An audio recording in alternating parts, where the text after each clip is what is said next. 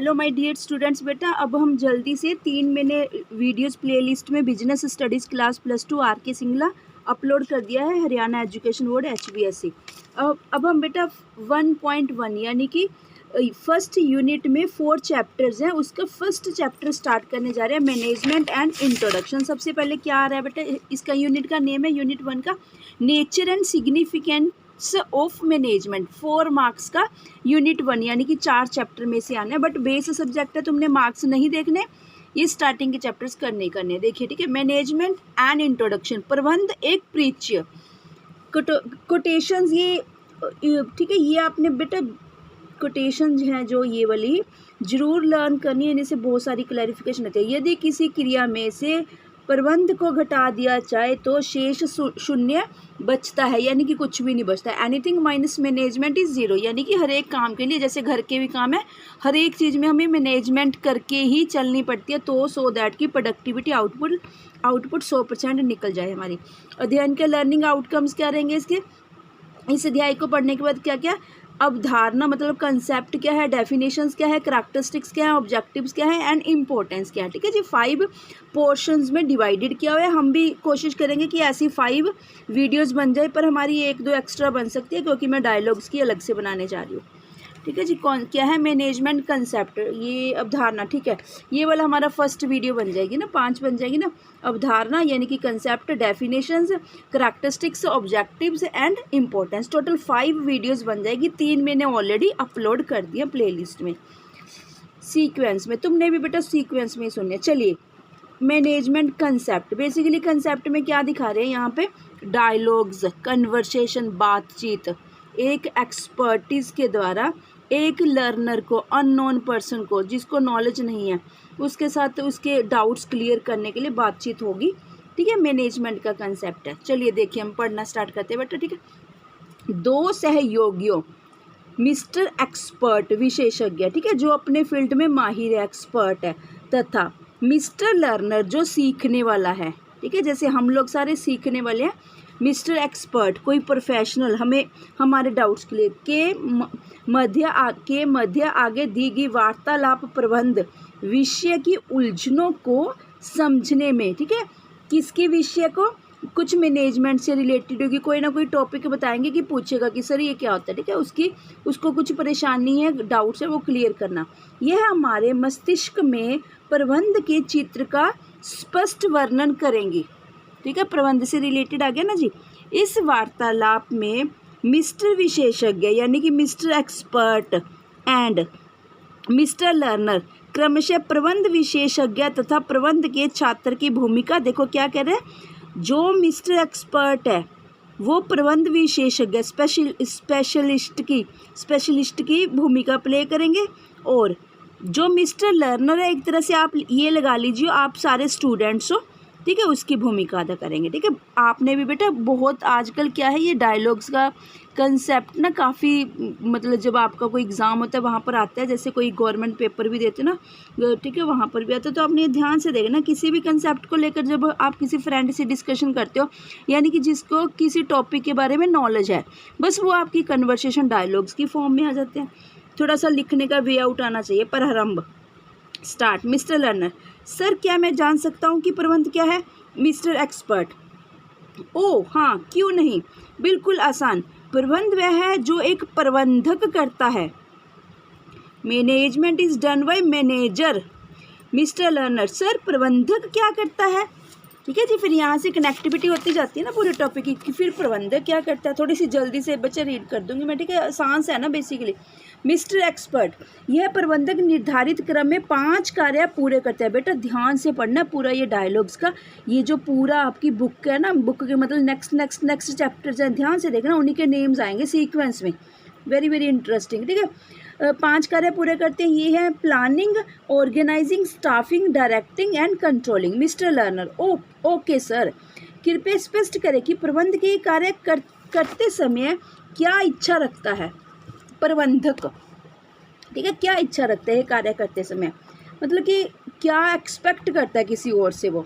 Mister expert, एक प्रबंधक संसाधनों, बेटे संसाधन क्या होते हैं, ह्यूमन बींग्स हमें चाहिए होते हैं, मशीनरी चाहिए होते हैं। देखो इन सारों को, मैन, मटेरियल, मनी, मशीन, अगर किसी एक को भी क्रॉस कर दो, छुपा दो, काम नहीं चलेगा, प्रोडक्टिविटी नहीं आएगी किसी को भी।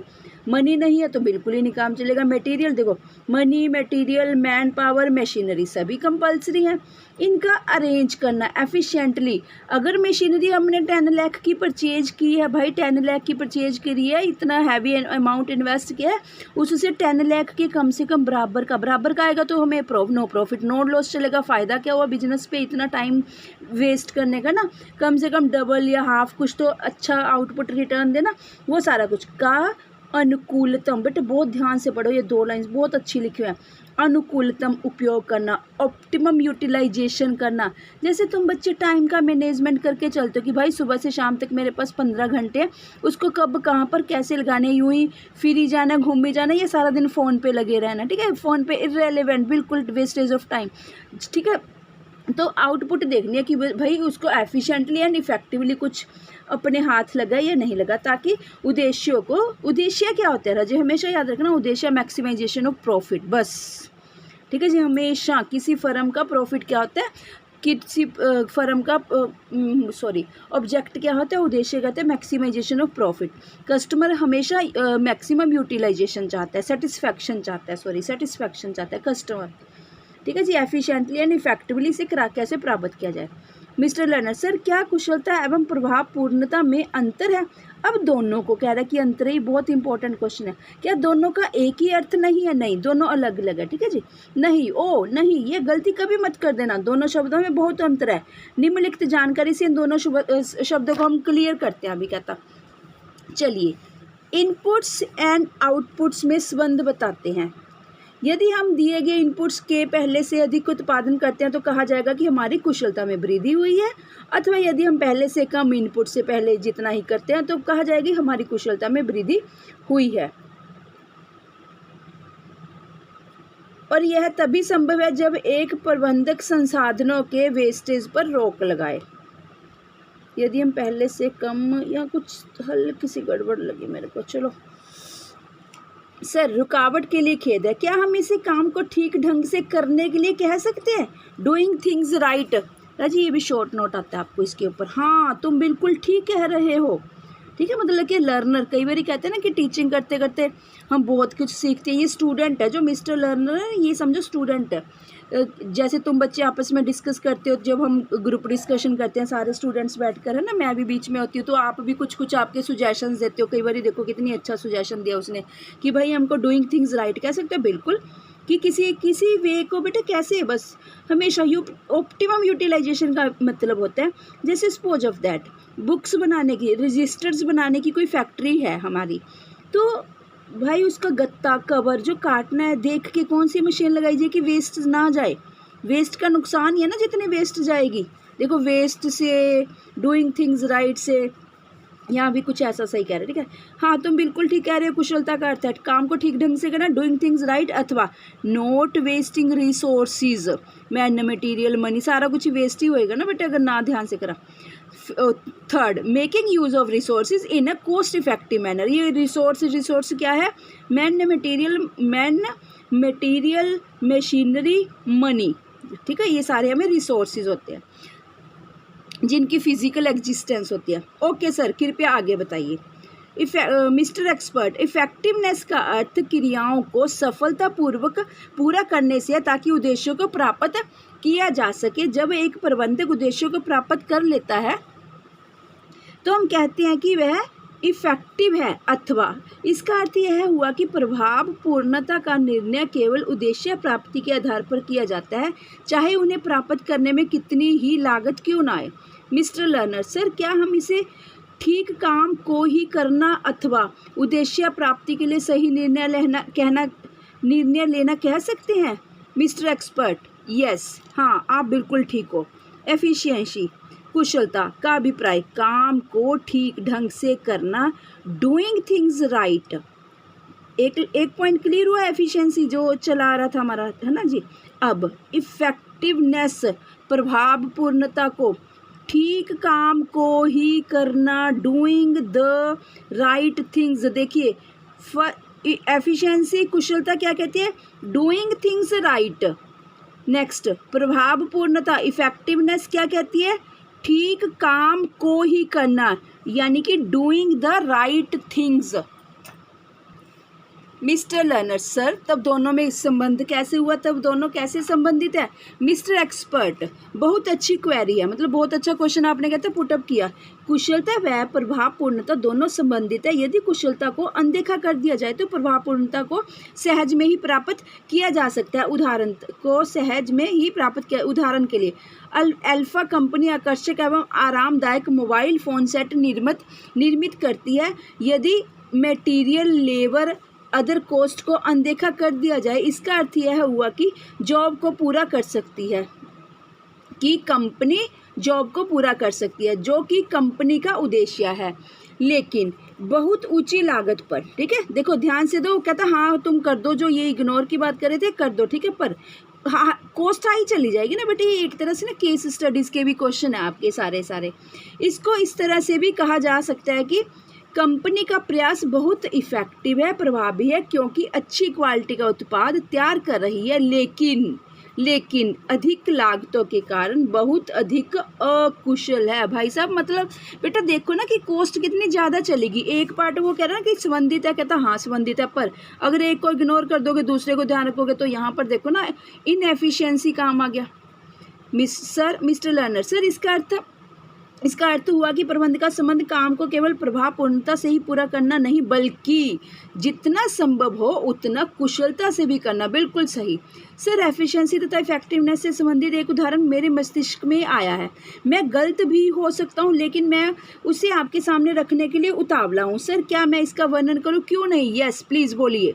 मिस्टर लर्नर सर, माना कि मिस्टर लर्नर सर, छात्र बोल रहा है, मतलब स्टूडेंट बोल रहा है, माना कि मिस्टर सोल्यूशन एक कंपनी में फाइनेंस मैनेजर है। उसे तुरंत 50 लाख रुपए की व्यवस्था करनी थी। उसने 10% ब्याज की दर पर यह काम समय पर पूरा कर लिया। ब्याज दर 8% प्रति वर्ष है, मतलब 8% के ब्याज से साल भर का ब्याज दे रहा है वो।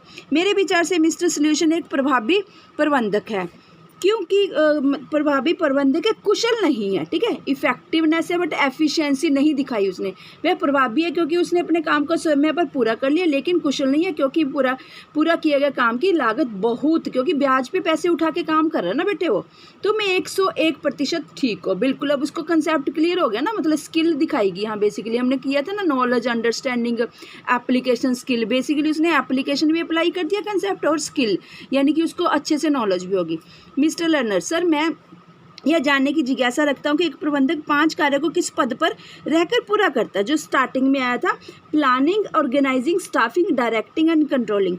मिस्टर एक्सपर्ट, सभी प्रबंधकीय स्तरों पर सारे पॉइंट्स सारे स्तरों पर चाहिए। कौन से स्तर होते हैं? लेवल होते हैं top level, middle level, bottom level.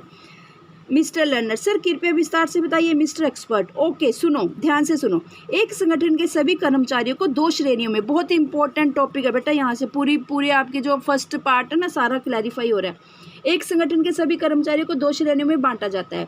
First, managerial, manager से मैनेजेरियल एम्प्लॉयज़, प्रबंधकीय कर्मचारी जो टॉप मैनेजमेंट होती है मेरी। नॉन मैनेजेरियल, ठीक है, जो क्लैरिकल वगैरह होते हैं, जिसका मैनेजमेंट में कोई रोल नहीं होता। पुनः प्रबंधकीय कर्मचारी को 3 श्रेणियों में विभागित। यहाँ पर बच्चे एक संगठन के सभी कर्मचारियों को 2 श्रेणियों में बांटा था। फिर कहता है हम इस टाइप में भी बांट सकते हैं, top level managers, middle level और लो लेवल मैनेजर्स। तीनों स्तरों के प्रबंधक सभी 5 कार्यों को पूरा करते हैं। ठीक है, तीनों के तीनों पूरे काम करते हैं, सारे के सारा। नेक्स्ट है जी अब मिस्टर लर्नर सर, अप्रबंधकीय कर्मचारियों का अर्थ।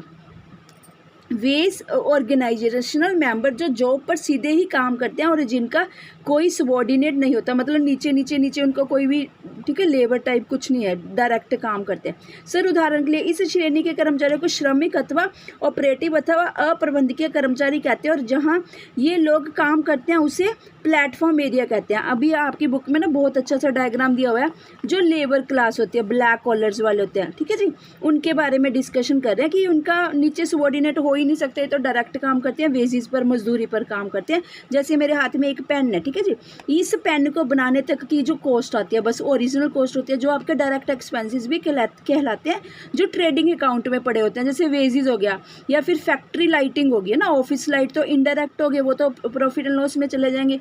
ये वो वाला प्लेटफॉर्म एरिया होता है, नीचे जो लेबर काम करती है वो वाला। मिस्टर लर्नर सर, क्या मैं जान सकता हूँ कि प्रबंधक कौन होता है? प्रबंधक कौन होता है? मैनेजर कौन होता है? मिस्टर एक्सपर्ट, वह व्यक्ति जो दूसरों का प्रबंध करता है। देखो, दूसरों का प्रबंध करता है, किसका प्रबंध करता है? मैन, मटेरियल, मनी, है ना जी, कैपिटल, ये सब कुछ। The person who manages others, प्रबंधक के सही इसी अर्थ के कारण श्रमिकों को प्रबंधक नहीं कहा जाता, इसलिए उन्हें अप्रबंधकीय, देखो वो तो नहीं कर रहा ना अरेंजमेंट, मैनेजर कर रहा है, इसे अप्रबंधकीय कर्मचारियों की श्रेणी में रखा जाता है। जो लेबर क्लास होती है, जो प्लेटफॉर्म एरिया होता है, उसको अनमैनेजेरियल या नॉन मैनेजेरियल श्रेणी में रखा जाता है, ठीक है जी, जो लेबर क्लास होती है मेरी। मिस्टर लर्नर, क्यों? क्योंकि वो कुछ अरेंज मैनेज नहीं ना करते अपनी संस्था के लिए, ऑर्गेनाइजेशन के लिए, कंपनी के लिए। मिस्टर लर्नर, ठीक सर, मैं जानना चाहता हूँ कि एक प्रबंधक अपनी जॉब को स्वयं ही पूरा कर लेता है अथवा उसे किसी की मदद की जरूरत होती है? मिस्टर एक्सपर्ट, मदद आवश्यक है बेटे, कभी भी नहीं कोई अकेला कोई भी काम कर सकता, कुछ ना कुछ तो किसी एंगल पे कोई ना कोई चाहिए होता है ना, अगर किसी ने कोई बिजनेस यूनिट काफ़ी अच्छे से एस्टेब्लिश करना है, मदद आवश्यक है। यहाँ प्रबंध के सिद्धांत एक प्रबंधक के लिए डायरेक्शंस का दायित्व निभाते हैं। एक प्रबंधक को निश्चित सफलता के लिए हेनरी फ्योल द्वारा बताए गए प्रबंध के 14 अथवा कुछ अन्य सिद्धांतों का पालन करना होता है, ठीक है जी। Mister learner sir, functions, levels, principles, efficiency and effectiveness. Okay sir, बेटा ये फर्स्ट पार्ट मैं यहीं तक कंप्लीट करती हूँ, ठीक है जी। नेक्स्ट पार्ट की फिर मैं अभी दोबारा से इसकी नेक्स्ट वीडियो अपलोड कर देती हूँ, डायलॉग्स, ठीक है। पार्ट ए यहीं पर मैं बेटा बंद कर रही हूँ। अब हम वापस आते हैं ओके सर के बाद, इसकी नेक्स्ट क्वेरी और है थोड़ी सी, ठीक है, वो वाली, मतलब थोड़ी सी नहीं, ये जो किससे रिलेटेड क्वेरी है बेटा, planning, organising, staffing, directing and controlling के बारे में पूरी कंप्लीट क्वेरी, ये सारा। इससे आपके 6-7 चैप्टर बेटा क्लियर हो जाएंगे सेपरेटली, पूरे के पूरे। यहाँ से छोटी छोटी सी डेफिनेशंस के टाइप देखोगे बेसिकली आप ना, तो यहाँ से बहुत अच्छी आपकी सेटिंग हो जाएगी। चलो अभी मिलते हैं बेटा पार्ट बी में फिर से।